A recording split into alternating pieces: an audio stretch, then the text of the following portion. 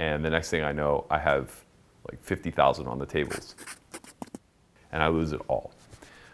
I had already committed like a week prior to going to this baseball like winter camp in Arizona because I was rich, so I could do those types of things.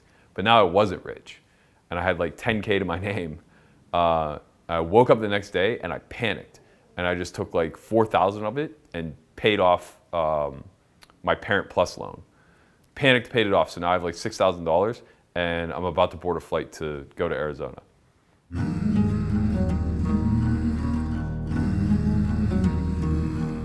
I think there was like maybe 100 people who came to this winter camp, and they were giving away like 15 contracts. You know, the first 10 days or so was nothing but baseball, went great. Found out that there was a casino, like walking distance, that was on the California-Arizona state line. And it just so happened that on my birthday, January 29th, they were running their first ever no limit tournament. So it was a $500 buy-in and a $500 add-on. So I took the add-on right away. I was like one of the few in for 1,000 of my remaining 6. And I remember 100 people showed up. So there was only like 50,000 in the prize pool total. 20 of it was to first. So it was just insane. Like you would just never see anything like this. I've never had such ease winning a tournament before in my life. I honestly don't know that I lost a single hand. I mean, I've never had such an easy time before. It was like they had already personalized the check to me before I walked in.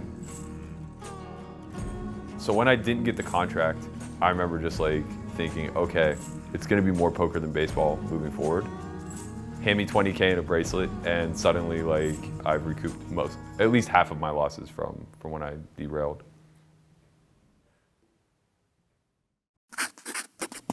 I was finishing my 3rd year teaching, and I was making more money any given weekend than I would for an entire year for a teacher's salary. I think we did have a lot of like pretty good conversations about why we waste our time doing A or B or C. We can't just stay in Erie and drive to Salamanca and play poker. We're not going to have a career that way. I just was happy I could breathe again and was able to continue down this path.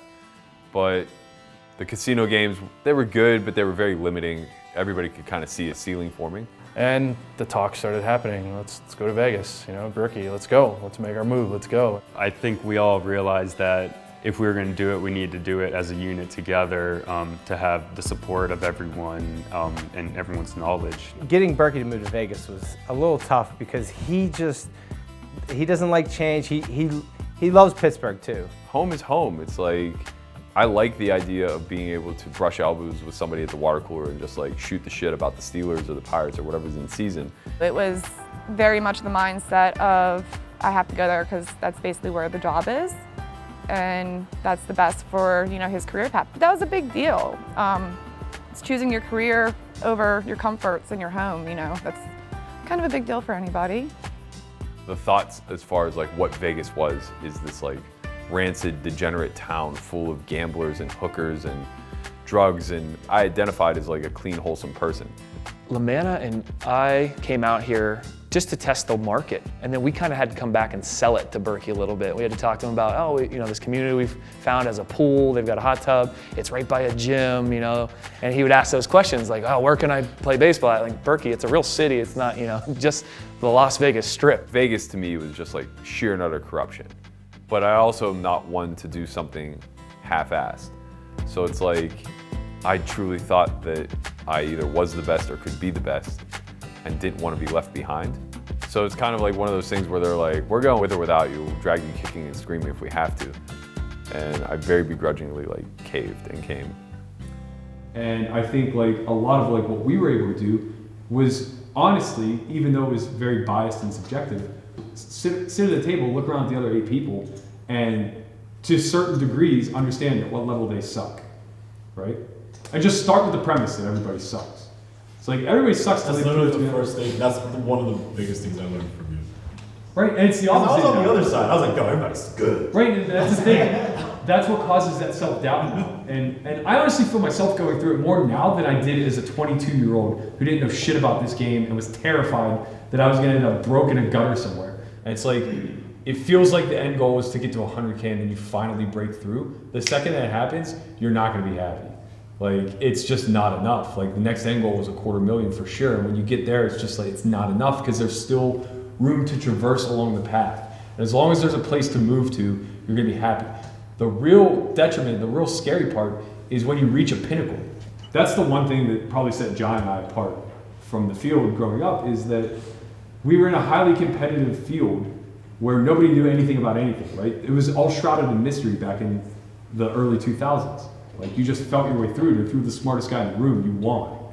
I knew that he was super passionate about it. I knew that he was playing a lot, and he was playing cash games that I wouldn't necessarily be like, okay, I'm just gonna fork out $1,200 and hopefully something comes out of it, because I don't have that kind of money. And so it wasn't until he won those 2 big tournaments that I was like, wow, you are really good at what you do. The night he won the online, the double, I don't even know what they called it. It wasn't until he won the 2 Sunday majors. I mean, that's probably a recurring theme. So August 1st, 2010 was the day that I won the 750K in the brawl on the same day. It was good timing considering I had just dusted off 100 of a $120,000 roll at the World Series by going 0 for 24 in my rookie summer.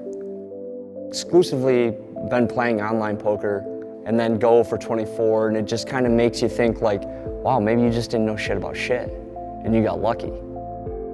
So I'm seeking backing. I find Mike Telker, been a friend for a long time. He says, yeah, sure, sends me 10,000 on both the major sites. 17 days later, I have that Sunday. I was railing his Sunday, and I mean, it was so long ago. I remember texting him in and out, and it was just so unreal. I'm sure the feeling he was going through was just surreal. People started coming over, you know, when he got deep into those tournaments, and you know, he woke me up, and I came downstairs and looked at, you know, I'm in the top 100 in this one, and then I'm still in this one. I said, well, you know, let me know when you final table this one. I'm going back to bed. I won the brawl first for 105,000. When he won the first one, you know, I got out of bed and I'm like, oh, good job, you know, a lot of money. I said, all right, Jordan, you get to the final table on this one. Come and get me. But it was like, shoot, I think 5 o'clock in the morning. I'd be to work at 6. And then I won the 750K for $132,000. And I followed that up with a really good month where by the end of it, I was ranked first in the world.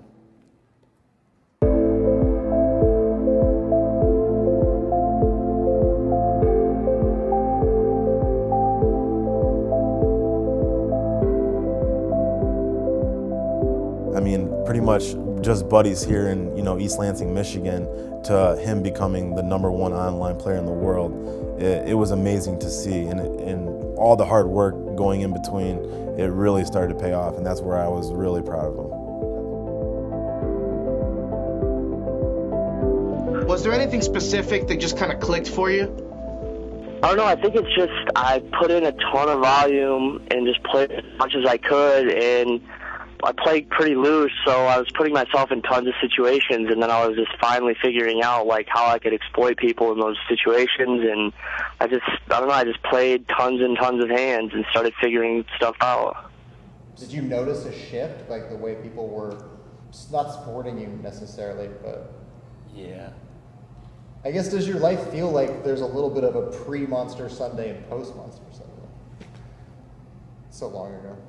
No, I remember it so vividly, though. It was like one of the biggest milestones of my life. Yeah. And I shake my head no right there like 10 seconds ago, and I'm just like, I'm lying to myself. People knew that I might be good prior to that Sunday. After that Sunday, my mom even knew I was good. And that's when it kind of just like all started coming together, really. Or at least I thought.